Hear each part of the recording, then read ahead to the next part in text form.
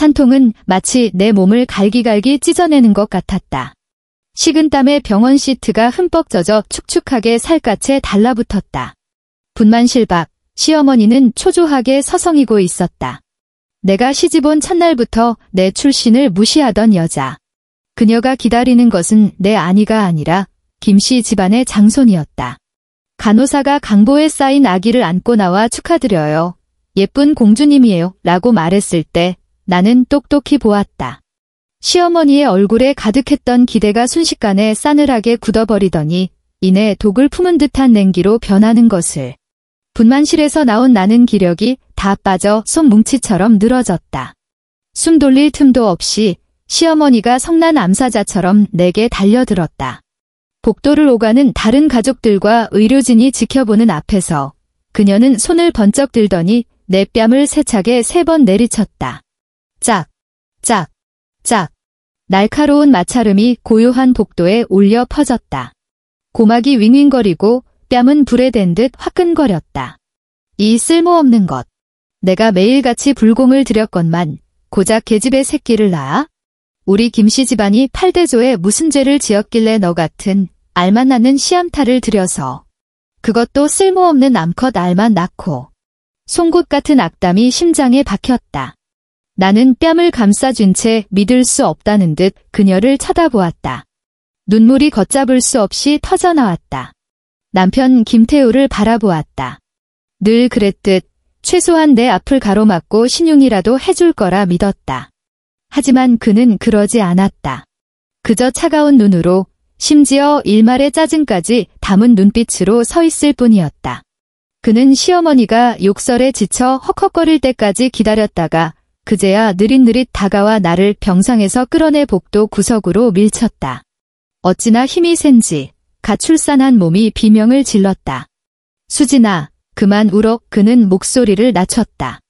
위로의 기색은 조금도 없었다. 오직 계산적인 속내뿐이었다. 너도 봤잖아. 어머니 지금 엄청 실망하셨어. 내가 딸을 낳아서 친척들 앞에서 어머니 얼굴을 어떻게 들고 다니시겠냐고.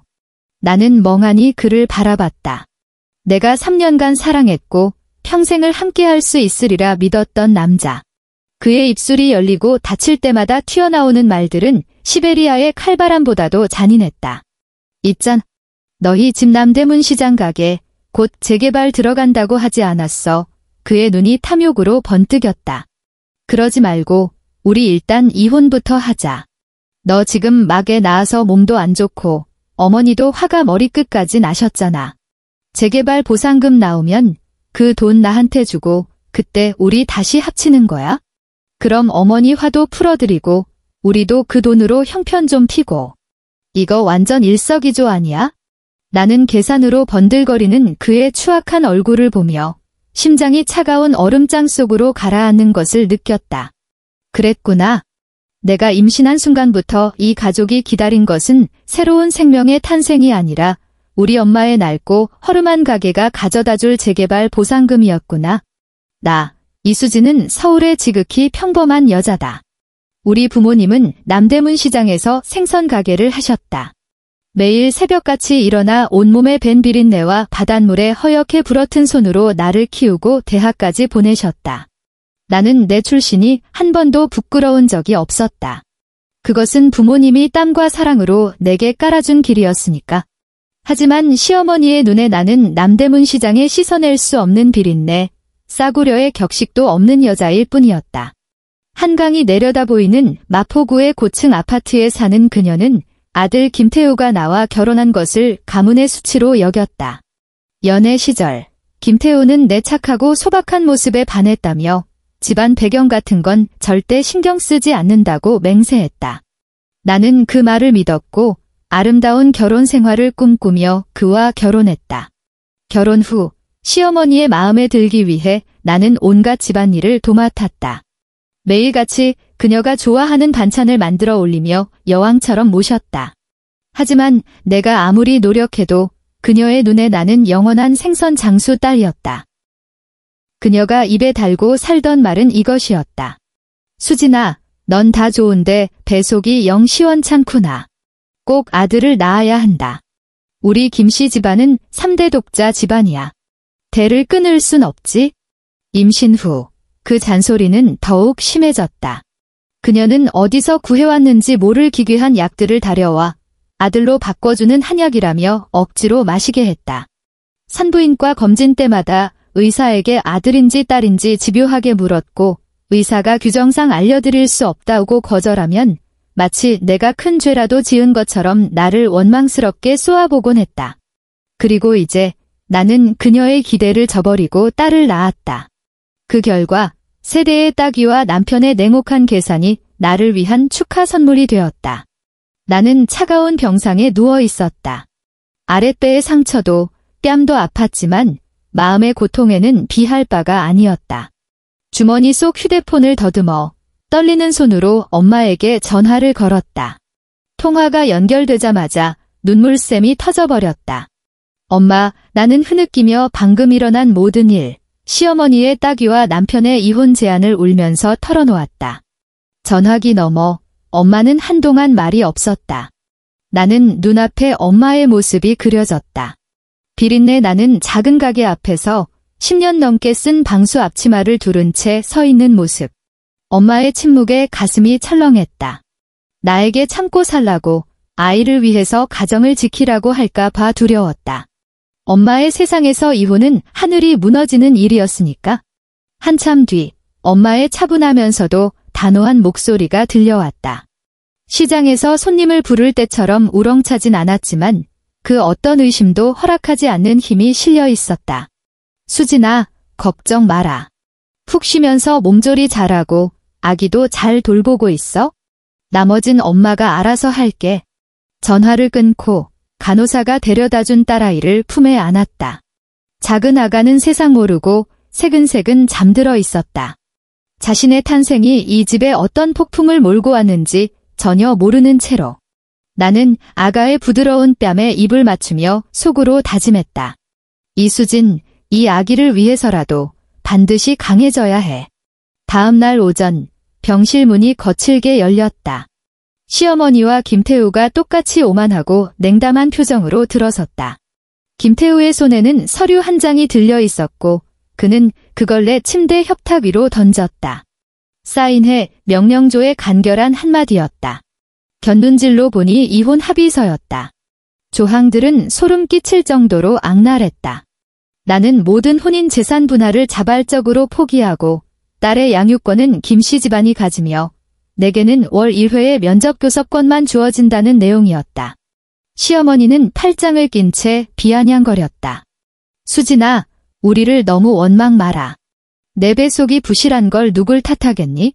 태우는 우리 집안의 귀한 독자야. 대를 끊기게 할 순 없지. 그래도 우리가 아주 무정한 사람들은 아니란다. 그녀는 지갑에서 수표 한 장을 꺼내 내 몸 위로 경멸적으로 던졌다. 여기 500만 원 은의 퇴직금이라고 생각해. 이 돈 받고 내가 있던 남대문 시장으로 돌아가. 거기가 내가 있을 곳이니까. 500만 원. 이 집안의 아이를 낳아준 여자에게 주는 돈이 고작. 나는 그 얇은 수표를 보며 실소했다. 그들 눈에 나와 갓 태어난 내 딸의 가치는 고작 이 정도였던 것이다. 나는 펜을 집어들었다. 그 굴욕적인 합의서에 서명할 참이었다.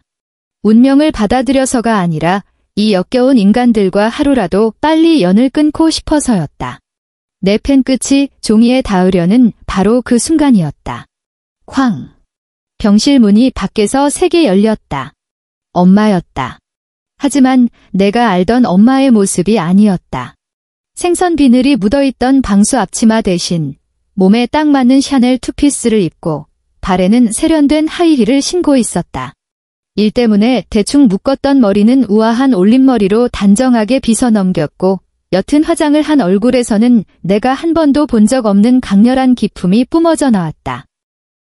엄마의 뒤에는 검은 정장을 입은 두 남자가 서 있었다. 손에는 서류 가방을 들고 눈빛은 날카로웠다.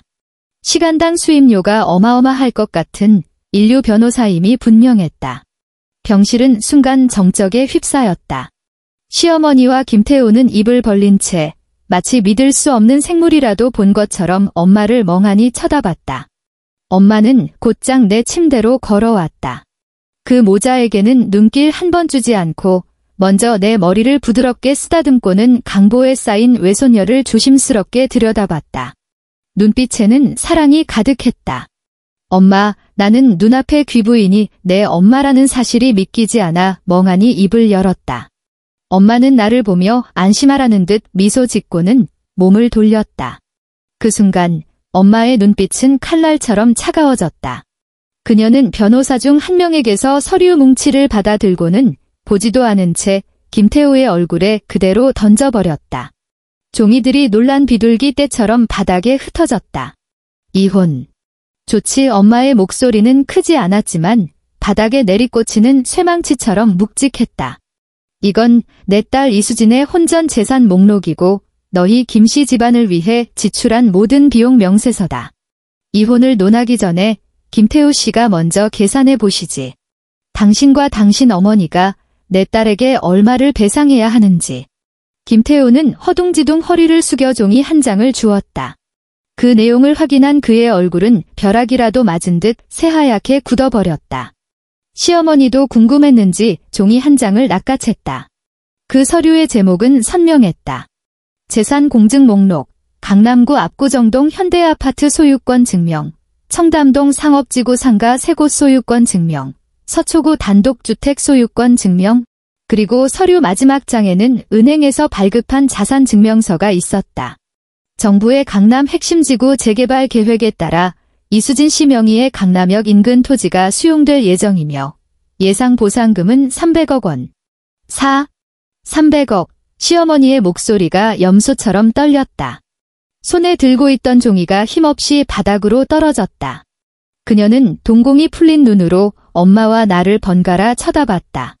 입은 달걀 하나가 통째로 들어갈 만큼 벌어져 있었다. 김태우는 얼굴이 잿빛이 되어 떨리는 손으로 엄마와 나를 가리키며 더듬거렸다. 이게 대체 어떻게 된 겁니까? 당신들. 남대문 시장에서 생선 파는 거 아니었어요. 엄마는 차갑게 비웃었다. 그 미소에는 경멸과 멸시가 가득했다. 엄마는 김태우 앞에 다가가 그를 내려다보며 또박또박 말했다. 생선 장사. 맞아. 난 비린내가 좋고 시장의 활기가 좋아. 우리 아버지가 남겨주신 소중한 유산이니까. 하지만 그게 내가 강남 땅 부자인 것과 무슨 상관이지? 난 그저 내 딸이 평범하고 행복하게 살길 바랐어. 우리 집 돈이 아니라 내 딸 그 자체를 사랑해줄 사람을 만나길 바랐지? 그런데 말이야. 엄마는 말을 끊고 팔레트보다 더 다채롭게 변하는 김태우와 시어머니의 얼굴을 훑어보았다. 너희들의 그 탐욕과 어리석음 덕분에 깨달았지? 이 패를 까지 않으면 내 딸이 너희 같은 쓰레기들에게 뼛속까지 발라 먹히겠구나. 병실안은 죽음 같은 정적만이 흘렀다. 시어머니와 김태우의 거친 숨소리만이 들려왔다. 나는 이 비현실적인 광경을, 여왕처럼 군림하는 엄마를, 그리고 돈과 권력 앞에 한순간에 무너져 내린 저 모자를 번갈아 보았다. 그동안 억눌려왔던 모든 서름과 분노가 마침내 터져나올 출구를 찾은 순간이었다. 내가 나약하다고 믿었던 것은 사실은 사람의 마음을 시험하기 위한 엄마의 장치였던 것이다. 그리고 김씨 집안은 명백히 그 시험에서 탈락했다. 엄마가 데려온 변호사는 박 변호사라고 했다. 40대 중반으로 보이는 빈틈없고 노련한 남자였다. 그는 금태 안경을 밀어올리며 한 걸음 나서서 감정이라곤 전혀 실리지 않은 목소리로 낭독을 시작했다. 김태우 씨, 의뢰인의 위임에 따라 지금부터 공식적으로 재산 분할을 요구하겠습니다. 첫째, 김태우 씨와 이수진 씨가 혼인 기간 중 거주한 마포구 삼성아파트는 총 매매가 10억 원, 계약금 3억 원이었습니다. 이 중 1억 원은 이수진 씨가 본인의 혼전 개인 재산으로 지불했습니다. 이 금액은 명확한 은행 이체 기록이 있으며 이는 의뢰인의 고유 재산에 해당합니다. 따라서 원금 1억 원과 지난 3년간의 시중은행 5년 만기 대출 이율에 따른 이자 총 1,560만 원을 즉시 반환하시기 바랍니다. 1억. 무슨 1억이요? 김태우가 꼬리라도 밟힌 고양이처럼 펄쩍 뛰었다. 그 돈은 수진이가 해온 혼수 아닙니까? 혼수는 당연히 우리 집 돈이죠. 시어머니도 거들었다. 맞아. 어디 결혼하고 나서 혼수를 다시 내놓으라는 법이 있어? 이건 사기야, 사기. 박 변호사는 눈 하나 깜짝하지 않고 서류 가방에서 다른 문서를 꺼냈다. 김미숙 여사님, 한국 혼인법에 대해 잘 모르시는 것 같군요. 혼전 개인 재산은 결혼한다고 해서 자동으로 부부 공동 재산이 되지 않습니다. 이 서류는 당시 이수진 씨가 김태우 씨 계좌로 송금한 은행 증명서이며 송금 메모에 김씨 대여라고 명확히 기재되어 있습니다. 즉, 이 돈은 법적으로 저희 의뢰인이 댁에 증여한 것이 아니라 집을 사기 위해 빌려준 것입니다. 이제 의뢰인이 회수를 요구하는 것은 지극히 합리적이고 합법적인 절차입니다. 김태우의 얼굴이 순식간에 돼지 간처럼 붉어졌다. 그는 똑똑히 기억했다. 당시 계약금을 맞추기 위해 그는 온갖 가머니설로 나를 구슬렸다. 지금 돈이 좀 부족하니 우리 엄마가 준 비상금에서 먼저 꺼내서 보태주고 연말 보너스가 나오면 바로 갚겠다고. 하지만 보너스는 나왔고 돈 갚을 생각은 추호도 하지 않았다. 사랑에 눈이 멀었던 나는 차마 그 돈을 달라고 재촉하지 못했다. 그것이 오늘 가장 강력한 증거가 될 줄은 꿈에도 몰랐다. 박 변호사는 그에게 숨 돌릴 틈도 주지 않고 말을 이었다. 둘째, 혼인 중 소비 내역입니다. 저희는 이수진 씨의 신용카드 사용 내역을 확보했습니다. 지난 3년간의 결혼 생활 동안 김태우 씨는 의뢰인의 카드로 수차례 고액 결제를 했습니다. 여기에는 3,200만 원 상당의 파텍 필립 시계, 모친이신 김미숙 여사님을 위한 1,800만 원 상당의 에르메스 버킨백, 그리고 강남 고급 호텔 및 골프장 등에서의 소비 내역을 포함하여 총액 약 7,600만 원에 달합니다. 그가 액수를 읊을 때마다 김태우의 얼굴은 한 겹씩 창백해졌다. 전부 그가 쓴 돈이었다. 그는 내 카드가 곧 자기 카드라고 생각했고 양심의 가책 없이 긁어댔다. 심지어 내 카드로 친구들과 가족들에게 생색을 내며 자신의 능력을 과시하기까지 했다. 이 소비 내역들은 부부 공동생활을 위해 사용되었다는 증거가 전무합니다. 따라서 저희는 이를 김태우 씨의 개인적인 낭비로 판단할 근거가 충분합니다.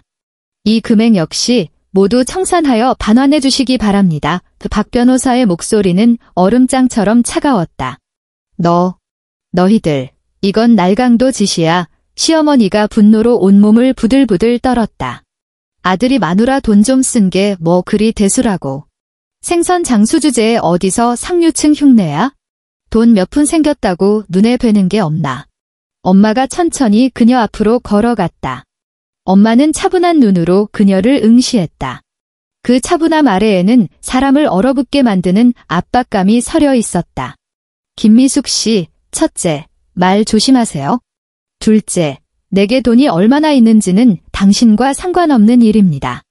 하지만 지금 당신들이 내 딸의 돈을 썼으니 갚아야 합니다. 그게 바로 하늘의 이치죠. 엄마는 잠시 말을 멈추고 입가에 서늘한 미소를 그렸다. 아, 그리고 깜빡할 뻔했네. 내가 별다른 취미는 없고 그냥 친구 사귀는 걸 좀 좋아하거든. 공교롭게도 국세청의 정 청장님이 내 오랜 지인이셔. 어젯밤에 같이 차 한잔하면서 슬쩍 얘기를 꺼냈지. 우리 사위 집이 무슨 회사를 한다던데. 아, 대한무역이라고 했나? 정 청장님 말씀이 별로 기억에 없는 이름이라더군. 아마 세금 기록이 유난히 깨끗한 회사인가 보지. 엄마의 말은 구름처럼 가볍게 흘러나왔지만 김태우와 시어머니의 심장에는 핵폭탄처럼 터져내렸다. 김태우의 아버지가 운영하는 회사는 작은 무역회사였고 수년간 세금을 줄이기 위해 장부 조작을 밥 먹듯 해왔다. 탈세는 그들 집안의 공공연한 비밀이었다. 그들은 자신들이 그토록 무시했던 생선 장수, 내 엄마가 국세청 최고 책임자와 아는 사이일 거라고는 상상조차 하지 못했던 것이다. 김태우는 다리가 풀려 그 자리에 주저앉을 뻔했다. 그는 공포에 질린 눈으로 엄마를 보며 입술만 달싹일 뿐 한마디도 내뱉지 못했다. 거짓말. 누굴 협박하는 거야? 시어머니는 여전히 허세를 부렸지만 떨리는 목소리가 그녀의 불안을 고스란히 드러내고 있었다. 엄마는 미소 지으며 더 이상 그들을 상대하지 않았다. 박 변호사를 향해 말했다. 박 변호사님, 이후의 일은 맡기겠습니다. 최단 시간 내에 내 딸이 받아야 할 돈을 단 1원도 빠짐없이 받아내 주세요. 그리고 제 이름으로 국세청에 실명 고발장을 제출해 주십시오. 대한무역이라는 회사가 심각한 분식회계와 탈세 혐의가 의심되니 철저한 세무조사를 요청한다고 말입니다. 알겠습니다. 이 여사님, 박 변호사가 고개를 끄덕였다. 모든 것을 지시한 엄마는 다시 내 침대 곁으로 돌아와 부드러운 목소리로 말했다. 수진아, 너는 여기서 푹 쉬어. 서울에서 제일 좋은 산후조리원으로 예약해뒀으니 오후에 바로 옮기자. 이런 더러운 일에 마음 쓰지 마. 온몸 상하면 너만 손해니까. 그렇게 말하고 엄마는 변호사들과 함께 왔을 때처럼 압도적인 기운을 내뿜으며 병실을 나갔다. 방 안에는 김태우와 그의 어머니만이 영혼을 잃은 석상처럼 절망과 공포가 뒤섞인 표정으로 굳어 있었다. 나는 넋이 나간 그들의 모습을 보며 어떤 통쾌함도 느끼지 못했다. 그저 차갑고 황량한 공허함만이 남았을 뿐 내가 그토록 소중히 여겼던 사랑과 결혼이 돈과 이익 앞에서 이토록 허망하게 부서져 내릴 수 있다는 사실이 서글펐다. 엄마의 실행력은 상상을 초월했다. 고발장이 접수된 바로 다음 날 국세청 세무조사팀이 김태우 아버지의 회사에 하늘에서 떨어진 듯 들이닥쳤다. 듣기로는 당시 시아버지는 사무실에서 여유롭게 커피를 마시고 있었다고 한다. 제복을 입은 굳은 표정의 조사관들이 들이닥쳐 모든 장부와 컴퓨터를 압수하겠다고 했을 때 그의 손에 들려있던 커피잔이 바닥으로 떨어져 산산조각 났다고 했다. 그들 집안의 장부는 조사를 버텨낼 수 있는 종류의 것이 아니었다. 수년간의 탈세, 허위 세금 계산서 발행, 분식회계 등 온갖 범죄의 증거들이 낱낱이 드러났다. 국세청은 신속하게 처분을 내렸다. 지난 5년간의 탈루 세액 추징과 그 5배에 달하는 거액의 벌금 부과. 그것은 김씨 집안처럼 그리 부유하지 않은 가정을 순식간에 붕괴시킬 수 있는 천문학적인 액수였다. 시아버지는 하룻밤 사이에 머리가 하얗게 새었다. 그는 사방으로 사람을 찾아다니며 도움을 청했지만 이번에는 아무도 그를 도우려 하지 않았다. 이번 세무조사의 배후에 국세청장이 있다는 사실을 모두가 알았기 때문이다. 누구도 하찮은 중소기업 하나 때문에 그 심기를 건드리고 싶어 하지 않았다. 세금과 벌금을 내기 위한 유일한 방법은 그들이 그토록 자랑스러워하던 마포구의 펜트하우스, 한강이 보이는 아파트를 파는 것뿐이었다. 그 집은 시어머니 평생의 자부심이자 나를 무시하고 자신의 계급적 우월감을 과시하는 수단이었다. 친척들이 올 때마다 그녀는 의기양양하게 그들을 통유리창 앞으로 데려가 한강을 가리키며 말했다. 이것 봐요. 이게 바로 신분의 상징이라는 거예요. 우리 태우는 앞으로 큰일을 할 사람이니 당연히 이런 곳에 살아야죠. 하지만 현실은 그녀의 뺨을 무자비하게 후려쳤다. 급하게 집을 내놓은 탓에 가격을 계속 내렸지만 하필 그 시기 서울의 부동산 경기가 좋지 않아 중개소에 내놓은 집은 오랫동안 팔리지 않았다. 벌금 납부 기한은 하루하루 다가오고 은행의 독촉장은 눈송이처럼 날아들었다. 결국 그들의 모든 허영과 자부심이 담겨있던 아파트는 시세보다 훨씬 낮은 가격에 은행에 의해 강제 경매로 넘어갔다. 경매 당일 시어머니는 현장으로 달려가 울부짖으며 경매장 기둥을 붙잡고 버텼지만 결국 경비원들에게 죽은 개처럼 질질 끌려나갔다. 그 처참한 모습은 누군가에 의해 촬영되어 인터넷에 퍼졌고 마포구 주민들의 조롱 섞인 안주거리가 되었다. 한편 나는 강남 최고의 산후조리원에 누워 있었다. 이곳은 모든 방이 독립된 스위트룸이었고 전담 영양사가 하루 6끼의 산후식을 챙겨주었으며 24시간 대기하는 전문 간호사가 나와 아기를 돌봐주었다. 밝은 통유리창으로 햇살이 쏟아져 들어와 따스했다. 나는 품에 안긴 옥처럼 예쁜 딸아이의 잠든 모습을 보며 전에 없던 평온함을 느꼈다. 엄마는 거의 매일 나를 보러 왔다. 더 이상 샤넬 슈트를 입은 여왕이 아닌 내가 알던 몸에서 은은한 바다 내음이 나는 엄마의 모습으로. 엄마는 직접 고아온 붕어즙을 가져와 내게 먹여주며 시장에서 있었던 소소한 이야기들을 들려주었다. 엄마, 미안해. 어느 날 나는 붕어즙을 마시다가 입을 열었다. 내가 너무 못나서 엄마를 이렇게 힘들게 하네. 엄마는 그릇을 내려놓고 내 손을 잡았다. 여전히 조금 거칠었지만 세상에서 가장 따뜻한 손이었다. 바보 같은 소리. 내가 엄마 딸인데 엄마가 너 아니면 누굴 위해 마음을 쓰겠니? 예전에 집안 사정을 말하지 않은 건 내가 혹시라도 거기에 기대서 사람 보는 눈을 기르지 못할까 봐 그랬어. 우리 집 돈이 아니라 너라는 사람 하나만 보고 좋아해줄 남자를 만나길 바랐지? 내가 사람을 잘못 봤어. 김태우 그놈이 너무 감쪽같이 연기를 했구나. 엄마는 한숨을 쉬었다. 눈빛에는 자책과 안타까움이 가득했다. 수진아, 명심해. 돈이 전부는 아니지만 돈이 없으면 너 자신과 내 아이를 지킬 힘조차 없단다. 엄마가 이만큼 이룬 건 내가 과시하라고 만든 게 아니야. 어떤 상황에서든 내가 선택할 권리를 갖고 누구에게도 고개 숙이지 않을 자본을 주기 위해서였어. 엄마의 말을 들으며 눈물이 뚝뚝 떨어졌다. 나는 비로소 깨달았다. 평범한 생선 장수처럼 보였던 엄마의 모습 뒤에 얼마나 깊은 사랑과 지혜가 숨어 있었는지를. 엄마는 가장 소박한 방식으로 내게 가장 깊은 진리를 가르쳐 주셨다. 김씨 집안의 처지는 나와 극명한 대조를 이루었다. 집을 팔아 벌금을 다 갚고 난 후 그들 가족은 빈털터리가 되었다. 김태우는 집안 회사의 불미스러운 일 때문에 다니던 대기업에서 회사 이미지 실추를 이유로 해고당했다. 세금 문제로 낙인 찍힌 집안의 사람은 신용을 중시하는 서울에서 다시 번듯한 직장을 구하기란 불가능에 가까웠다. 그들은 오래전에 살았던 낡은 집으로 이사해야만 했다. 서울 변두리에 있는 어둡고 눅눅한 반지하 방, 여름에는 찜통처럼 덥고 벽에는 초록색 곰팡이가 피어나며 겨울에는 뼈를 애는 듯한 한기가 스며드는 햇볕 한 줌 들지 않는 곳이었다. 한강이 내려다 보이는 펜트하우스에서 해가 들지 않는 반지하로 구름 위에서 진흙탕으로 곤두박질 친 그 기분은 한 사람의 모든 의지를 파괴하기에 충분했다. 김태우는 완전히 무너졌다. 그는 곰팡내 나는 방구석에 틀어박혀 싸구려 소주에 절어 살았다. 술에 취하면 집기를 부수거나 자기 어머니와 서로를 저주하며 싸웠다. 말끔한 정장을 입고 번지르르 하던 대기업 엘리트는 술에 절어 흐리멍덩한 눈빛을 한 폐인이 되어 있었다. 내 친구 박은혜가 한 번 그곳에 가본 적이 있었다. 돌아온 그녀는 경멸 가득한 표정으로 그곳의 상황을 묘사했다. 수진아, 너 거기 가보면 기절할걸? 사람이 살 곳이 아니야. 곰팡내랑 술 냄새가 뒤섞여서 숨을 쉴 수가 없어.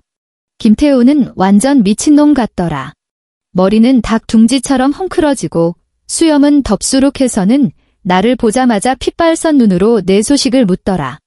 후회한대. 제발 너한테 한 번만 더 기회를 달라고 전해달래. 미친놈, 진작 잘하지 그랬어? 나는 그 말을 들으며 마음에 아무런 파문도 일지 않았다. 후회. 만약 엄마가 패를 까지 않았다면 그는 지금쯤 내 보상금을 들고 새로운 여자와 희희낙낙하고 있었을 것이다. 그의 후회는 사랑 때문이 아니라 손에 넣을 뻔했던 부귀영화를 놓쳤기 때문이었다. 궁지에 몰린 시어머니는 마침내 막무가내의 마지막 희망을 걸었다. 그녀는 엄마를 자신이 가장 경멸했던 그 생선 장수를 떠올렸다. 그날 오후 남대문 시장은 사람들로 북적이는 가장 바쁜 시간이었다. 엄마는 가게 앞에서 익숙한 솜씨로 손님의 생선 비늘을 벗기고 내장을 손질하고 있었다. 그때 산발을 한 남루한 차림의 여자가 달려오더니 쿵 소리를 내며 엄마의 생선 가게 앞에 무릎을 꿇었다. 주변 사람들은 모두 깜짝 놀라 자세히 보고 나서야 얼마 전 세금 체납으로 집이 경매에 넘어갔다고 뉴스에 나왔던 김씨 집안의 안주인임을 알아보았다. 사부인, 제가 잘못했습니다. 제발 이렇게 무릎 꿇고 빌겠습니다. 시어머니는 눈물 콧물을 쏟아내며 자신의 뺨을 사정없이 내리치기 시작했다. 짝, 짝, 짝. 그 소리는 예전에 내 뺨을 때렸을 때보다 훨씬 더 요란했다. 그녀는 때리면서 울부짖었다. 제가 틀렸어요. 제가 사람 보는 눈이 없었습니다. 우리 수진이를 때리는 게 아니었는데, 그렇게 모질게 구는 게 아니었는데, 제가 사람이 아닙니다. 짐승입니다. 제발 한 번만 너그럽게 용서해 주시고 저희 좀 살려주세요. 태우가 곧 폐인이 되겠어요. 우리 집안 정말 끝장납니다. 그녀의 울음소리와 자해 소동은 금세 시장 전체의 이목을 집중시켰다. 모든 상인과 손님들이 몰려와 그녀를 향해 손가락질하며 수근거렸다. 저 사람, 마포 사는 그 사모님 아니야? 꼴이 왜 저래? 듣자 하니 저기 생선가게 이 사장님한테 잘못 보여서 회사가 망하고 집도 날아갔다던데. 쌤통이다. 예전부터 사돈네 무시하고 며느리를 개패듯 한다더니 결국 벌 받는 거지. 엄마는 가게 안쪽에 서서 바닥에서 뒹구는 시어머니를 차갑게 내려다볼 뿐 아무런 표정도 짓지 않았다. 시장 상인들은 모두 엄마와 친했고 엄마가 홀로 나를 얼마나 힘들게 키웠는지 그리고 김씨 집안이 나를 얼마나 못살게 굴었는지도 알고 있었다. 그 순간 바닥에 무릎 꿇은 여자를 동정하는 사람은 아무도 없었다.